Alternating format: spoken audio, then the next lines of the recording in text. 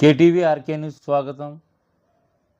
చరిత్రాత్మకమైన రాజమహేంద్రవరంలో స్థానిక 3వ వార్డు రాజేంద్ర నగర్ మరియు సుబ్బారావు నగర్, నెహ్రూ నగర్ అంగన్వాడీ స్కూల్లో ఈరోజు మన రాష్ట్ర ప్రభుత్వం అందించిన స్టవ్ అండ్ కిచెన్ కిట్స్ అందజేయడం జరిగింది. రాజమండ్రి సిటీ ఎమ్మెల్యే ఆదిరెడ్డి శ్రీనివాస్ పిలుపు మేరకు ఈ కార్యక్రమానికి ముఖ్య అతిథిగా రాష్ట్ర సెట్టిబల్జా కార్పొరేషన్ చైర్మన్ శ్రీ కుడుపూడి సత్యబాబు గారు పాల్గొన్నారు.